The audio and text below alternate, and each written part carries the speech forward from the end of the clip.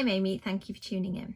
I mentioned recently that I'd had a short story accepted into the HorrorTube anthology Lurking in the Dark, which sort of is going to have an R.L. Stine feel and feature lots of creatures.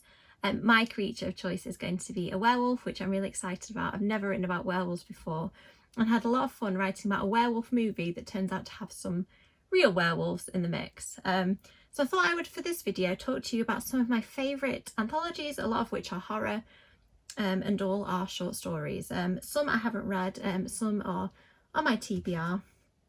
So we'll start off with one. We're coming up towards spooky season, and I read AutumnCrow last year and I absolutely loved it. It is by Cameron Chaney. It's quite short, so if you're wanting a quick Halloween read, it's perfect. I read this one over a few nights, and I love how Cameron Chaney's style is really versatile. He's got some stories that are really dark, some that are kind of light and funny. I know that he's written another book set in the AutumnCrow universe that's coming out fairly soon, I think, and I'm really excited about it because I just love this one. Really well executed in terms of writing. I love the cover, so big tick from me, that one. Next, I'm going to cheat and show two books at the same time because they're the previous HorrorTube anthologies.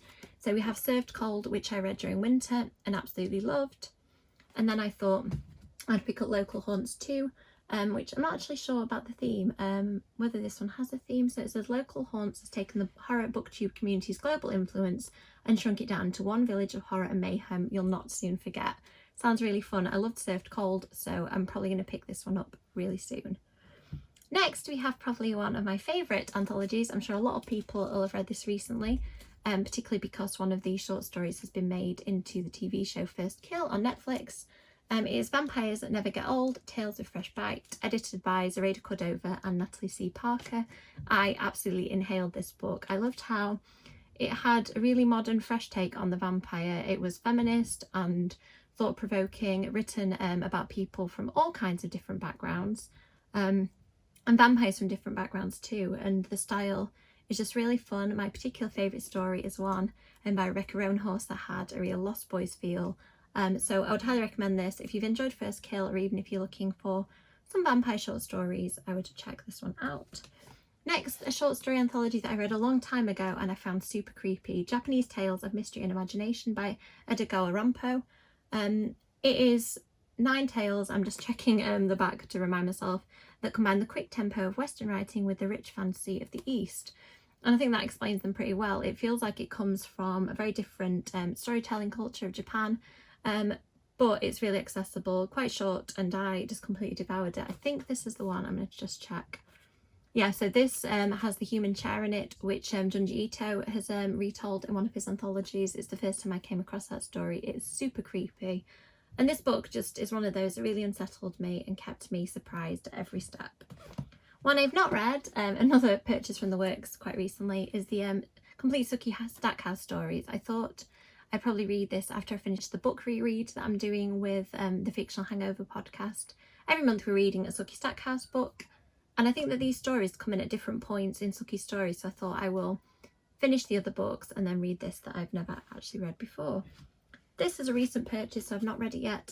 Universe of Wishes, written by lots of really awesome authors and edited by Danielle Clayton, who wrote The Bells, which I really enjoyed. And it's from We Need Diverse Books. 15 award-winning and celebrated diverse authors deliver stories about a princess without need of a prince, a monster long misunderstood, memories that vanish with a spell, and voices that refuse to stay silent in the face of injustice. So we've got books by Samira Ahmed, Jenny Bulk, Libba Bray, Danielle Clayton, Zoraida Cordova, Tessa Grattan, Kwame Mbalia, Anna-Marie McLemore, Tochi Onyebuchi, I'm really sorry if I pronounce any of these wrong, I have tried to look them up, Mark Ashiro, Natalie C. Parker, Rebecca Roanhorse, Fia Schwab, Tara Sim and Nick Stone. Some of these also appear in Vampires Never Get Old if you like their style. This is Through the Woods by Emily Carroll. They are very short stories told in a graphic style. Very creepy fairy tale style, that's really hard to say. They're very creepy fairy tale style stories, and I like the fact that they flipped the kind of familiar story tropes on the head. They're quite bloody, very, very creepy and ghostly, and I had a lot of fun with this one recently.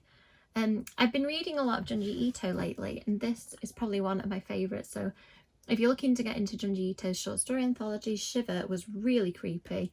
It says it includes 9 of Junji Ito's best short stories as selected by the author himself, and I agree. I think that the stories are all very fresh, different, unique. There wasn't a single one where I felt the pace dropped or that I kind of lost interest. I just absolutely devoured this one, and it is one of those books that will leave you quite unsettled, so be prepared.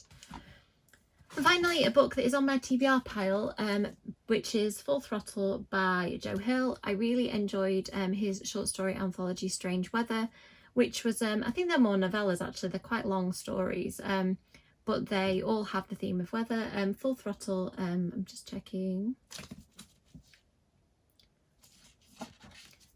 I really enjoyed Strange Weather by Joe Hill, which is an anthology of, I think there were more novellas than short stories about weather, and this one says it's a masterful collection of 13 relentless tales of supernatural suspense, including In the Tall Grass, one of 2 stories co-written with Stephen King, the basis for the feature film on Netflix. So now that I've read that, I'm really tempted to read this one soon, but having read a lot of Joe Hill's other stuff, I'm confident that I will enjoy this one. So one of my favourite anthologies is one that I don't have a physical copy of currently, and that is Slasher Girls and Monster Boys. I'm just checking on the Kindle. It's edited by April Genevieve Tchalk, and it features some of my absolute favourite authors like Kendara Blake, Leigh Bardugo, Daniel Page, Mary Lou, Jay Kristoff. It's just a great collection of authors taking horror tropes and kind of playing with them and twisting them. It's a while since I've read it, but there's a story that has an Alice in Wonderland feel that is absolutely chilling in there.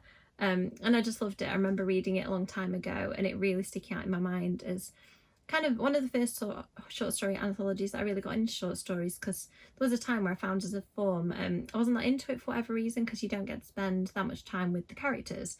But actually now I've started writing short stories myself, I see the appeal. They're so much easier to edit, a lot quicker to write and to keep all the details in your head. So I'm definitely getting really into reading them, into writing them, and I'm excited about people reading my first published one. As I mentioned, it'll be in Lurking in the Dark, and the cover should be being revealed for that soon, so look out for that. It is edited by Regina St. Clair, so she'll be sharing it, and I and the other contributors will be sharing as well. So thank you so much for watching. Let me know in the comments if you've read any of these short story anthologies, or if you have any recommendations of ones that you think I will like. As always, likes and subscribes are really appreciated. Thank you very much. Bye.